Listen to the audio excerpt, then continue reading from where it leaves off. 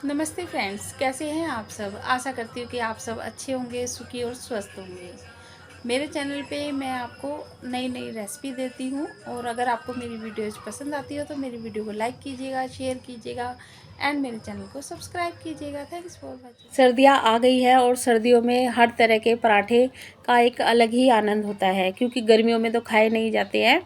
तो काफ़ी लोग होते हैं जिन्हें आलू के पसंद होते हैं, जो और कुछ कुछ लोग होते हैं जिन्हें आलू के पसंद नहीं होते।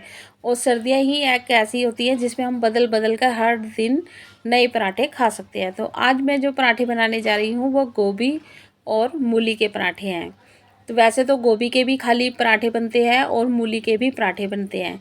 और लेकिन है ना, अगर इसके हमें भरमा पराठों का हमें स्वाद लेना है ना, तो एक विशेष टेक्निक होती है जिसके द्वारा ही आप इन पराठों को खा सकते हैं। वरना भरवा पराठा बनाना कोई आसान बात नहीं है, बहुत ही टेढ़ी खीर है अगर हमने उस टेक्निक को नहीं अपनाया। तो आज मैं अपने इस वीडियो में आपको वही टेक्निक बताऊंगी कि मैंने किस तरह से शुरू शुरू में जब पहली बार हमने गोभी और मूली के पराठे बनाए थे या गोभी के पराठे बनाए थे, तो किस तरह से हमने उसको इस लायक बनाया कि आज हम बड़े आसान तरीके से हम पराठे बना सकते हैं। तो यहाँ पर मैंने पहले गोभी और मूली को छील लिया है, इसके डंठल निकाल लिए हैं। और आप चाहे तो साबुत गोभी भी होती है ना, उसको भी आप कद्दूकस कर सकते हैं। लेकिन कई बार ऐसा होता है इसमें कीड़े वगैरह हो सकते हैं, क्योंकि फूल गोभी है भाई, उसमें कीड़े होना जायज़ बात है। तो उसके लिए या तो आप छोटे छोटे फूल करके तब कद्दूकस करें, या फिर साबुत गोभी के फूल को अच्छे से देख लें। और देखने के बाद उसे फिर साबुत ही आप उसे नल के नीचे पानी में अच्छे से धो लें, 2-3 वॉश कर लें। और फिर उसके बाद आप इसको कसें। तो ये मैंने बड़े दांते का कद्दूकस लिया है और इससे आसानी से फटाफट कस जाते हैं। तो इस तरह से आप साबुत गोभी को इस तरह से कस सकते हैं या छोटे छोटे पीस करके भी कस सकते हैं। तो ऐसे पराठे बनाने में ना बहुत ही अच्छे बनते हैं और बहुत ही जल्दी भी बन जाते हैं। तो भाई कोई भी चीज़ हमें अगर स्वाद के लिए खानी होती है तो उसमें मेहनत तो लगती ही है। तो इस तरह से यहाँ पर मैंने सारे गोभी और मूली को कस लिया है। और जो छोटे छोटे पीस रहते हैं ना, कसने में आते नहीं हैं, तो उसको मैंने छुरी से काट काट के छोटा कर लिया है। और यहाँ पर मूली के पत्ते वो भी बहुत अच्छे ताज़े और नरम नरम होते हैं ना, तो उन्हें भी इसमें काट लीजिए। तो वो आपका हरे धनिया का काम करेंगे। अब इसे करना क्या है, जब हम ये सारा कस ले गोभी और मूली, तो इसमें थोड़ा नमक मिलाकर इसे हम 10-15 मिनट के लिए रख देंगे।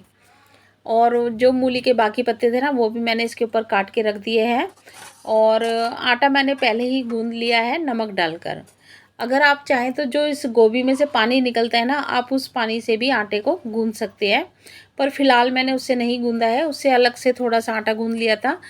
यहाँ पर मैंने एक वाइट मलमल का कॉटन का कपड़ा ले लिया है और उसको अच्छे से पानी से धोकर और उसको अच्छे से निचोड़ कर तब उसमें ये सारी मूली और पत्ते मैंने डाल दिए हैं।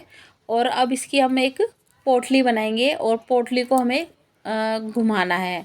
और जैसे जैसे हम इसे घुमाएंगे ना, तो इसमें से जो पानी है वो निकलेगा। तो आप देख रहे होंगे कि कितनी मात्रा में इसमें से पानी निकलता है गोभी और मूली से। तो आप सोचिए, अगर ये मूली और गोभी सहित हम इसमें पराठे बनाएंगे तो बनाना बड़ा मुश्किल है। तो या तो इसका एक तरीका ये होता है कि आप इसे आटे में ऐसे ही गूंद ले, तो उससे होगा क्या क्या ना, प्रॉपर आपको पूरा पोषण मिलेगा गोभी और मूली का और पूरा स्वाद भी मिलेगा। लेकिन जो एक भर के पराठे बनाए जाते हैं ना, वो स्वाद नहीं मिलेगा।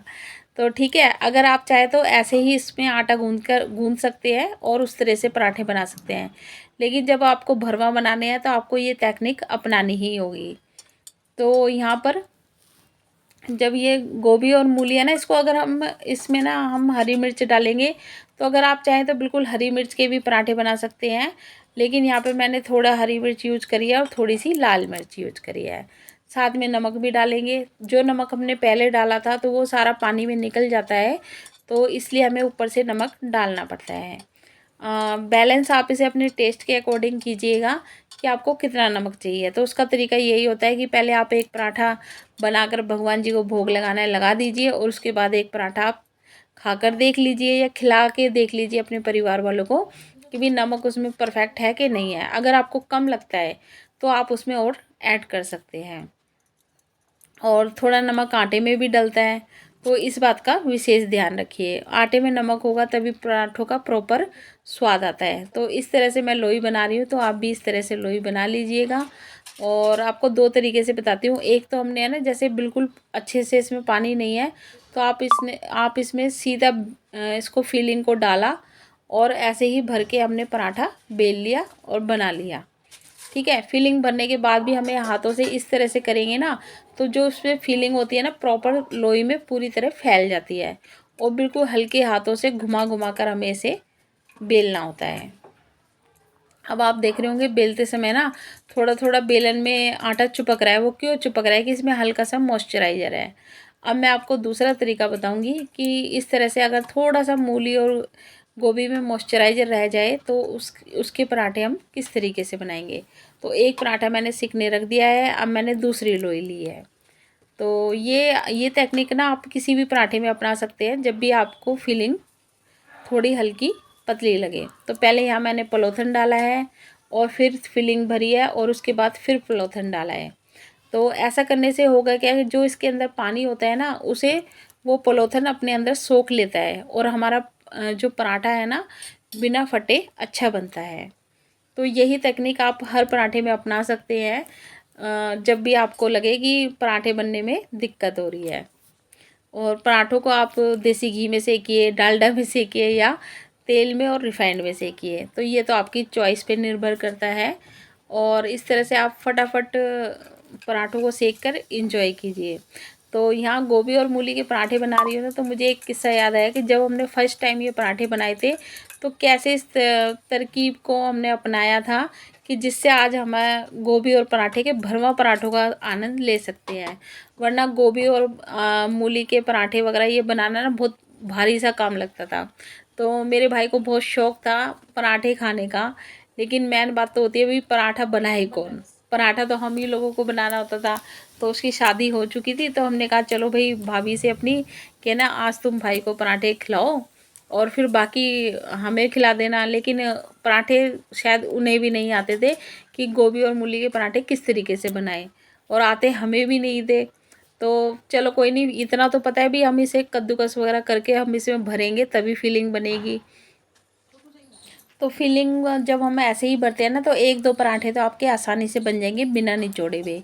लेकिन जब हम फिलिंग में नमक मिर्च मसाला डाल देते हैं, तो जैसे जैसे वो मूली पानी छोड़ती है, गोभी वगैरह, तो वो पराठे बनाना मुश्किल हो जाता है। तब हमने ऐसे में क्या करा कि एक स्ट्रेनर लिया और उसमें उसका सारा पानी निकाला, फिर उसे हाथ से निचोड़ा।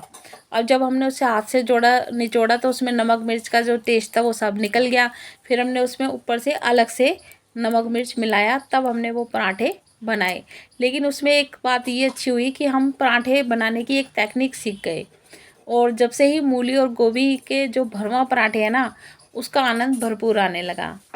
और अब जब पराठे आप बनाकर सबको खिला देते हैं, उसके बाद भी अगर फीलिंग ये बच जाती है, तो ये फीलिंग है ना कच्ची होती है। तो इसे आप ऐसा कीजिएगा कि जो तवा होता है ये ना, उस पर इसको हल्का सा फ्राई कर लीजिएगा। बिना घी तेल डाले इसे फ्राई कर दीजिएगा और फिर ठंडा होने के बाद इसे उठा के रख दीजिएगा। अगर आप ऐसी कच्चा इसे रखेंगे ना, तो हो सकता है इसमें मॉइस्चराइज़र और निकले। तो प्लीज़ मेरे चैनल को लाइक शेयर एंड सब्सक्राइब कीजिएगा। Thanks for watching.